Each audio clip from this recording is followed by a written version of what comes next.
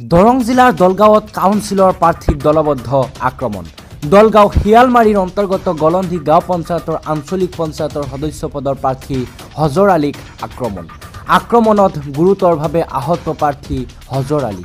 AIUDFৰ সমৰ্থিত প্ৰাৰ্থী আছিল হজৰ আলী। কংগ্ৰেছ প্ৰাৰ্থী নুৰ হুছেইনৰ একাংশ ঘনিষ্ঠই ধন বিতৰণ কৰা অভিযোগ তুলি ভোট কেন্দ্ৰতে আক্ৰমণৰ বলি হ'ল প্ৰাৰ্থী হজৰ আলী।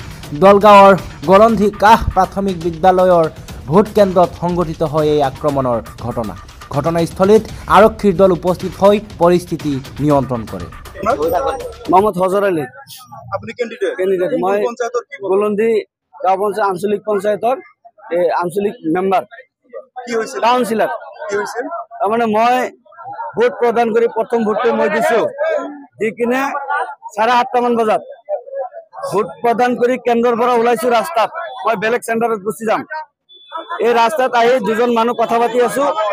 এনেই কলো যে দোয়া কৰিব। এনেকুৱা অৱস্থা নুৰ হুছেইনৰ মানে বংশৰ মানুহ, এই কিছুমান তেওঁৰ বংশৰ মানুহে আহি মোক এনেই এটা মিছা ব্লেম দিছে যে আপুনি পইচা কিয় দি আছে, কিবা কিবি মিছা ব্লেম দি মোক মানে ধৰি মানে সিহঁতে মানে মোক পাঞ্জাবী ছিঙি দিছে, মাৰপিট কৰিছে।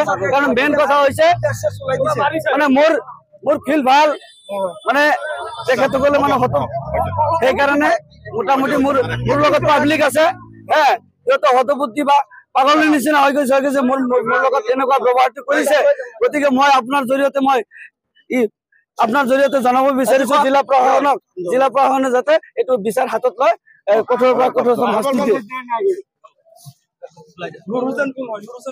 মোৰ এগেইনষ্ট কেণ্ডিডেট কংগ্ৰেছ দলৰ কংগ্ৰেছ প্ৰাৰ্থী। নিউজ ডেস্ক ৰিপোৰ্ট, মাতৃভূমি নিউজ।